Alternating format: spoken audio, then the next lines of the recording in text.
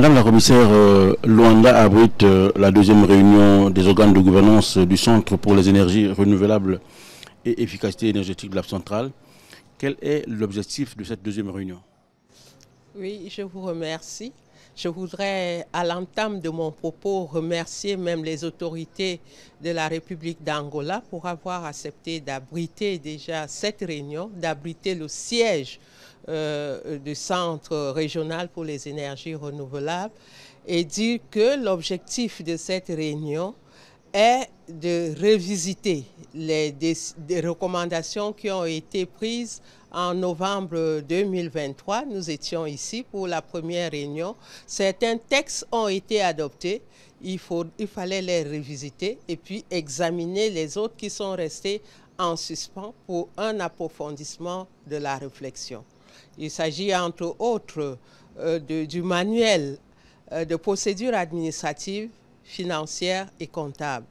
Il s'agit également du plan de travail, du processus de recrutement du directeur général du centre, du recrutement du personnel d'appui et autres consultants qui vont travailler dans ce secteur pour pouvoir implémenter des projets intégrateurs dans le secteur des énergies renouvelables et de l'efficacité énergétique. Madame la commissaire, généralement, de telles institutions, quand elles naissent, il faut absolument des moyens. Est-ce que la CEAC, qui met en place cet organisme, a des moyens? Sinon, sur qui compte la CEAC pour rendre au personnel le CEREAC? Oui, à cet effet, il faut nécessairement beaucoup de moyens pour ce secteur qui mène et qui mènera une activité d'actualité, à savoir les énergies propres.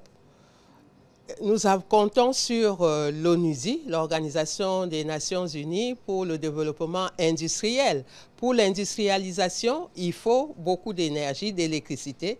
Donc, l'ONUSI a, avec la contribution de l'Union européenne, appuyé déjà le démarrage du centre qui a été inauguré au mois de mars 2023, ici même à Luanda, en présence des hautes autorités de la République, du ministre de l'Énergie et de l'Eau de la République d'Angola.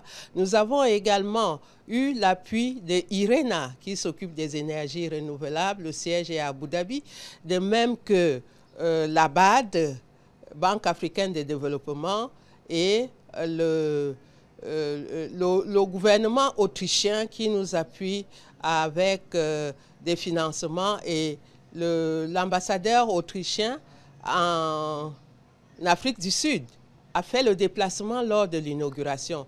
Donc la CAC compte sur tous ses partenaires et nous continuons à mener le plaidoyer lors des grands rassemblements comme l'Assemblée générale de l'ONU, où nous avons déjà depuis 2 ans attiré l'attention des partenaires techniques et financiers pour soutenir ce centre qui est le plus récent parmi les centres sous-régionaux en Afrique, dans cette sous-région qui est le deuxième poumon vert du monde après l'Amazonie, puisque nous avons de l'eau, de l'éolien, du soleil, et qu'il faut passer aux énergies renouvelables, promouvoir ces énergies renouvelables conformément à la feuille de route qui a été adoptée par les chefs d'État et de gouvernement de la CAC lors de leur 19e conférence tenue à Brazzaville, au Congo. Excellence, au deuxième jour et dernier jour d'ailleurs des travaux du comité technique, comment se déroulent les travaux? Les travaux se déroulent dans cette atmosphère de convivialité. Nous avons travaillé, il y a eu des débats, mais des débats fructueux. Il faut orienter les activités, projets intégrateurs conformément aux attentes des pays de la région.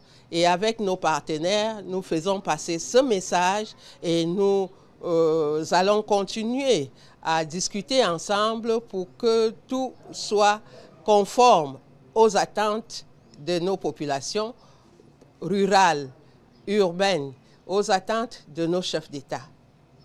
Madame la commissaire, merci.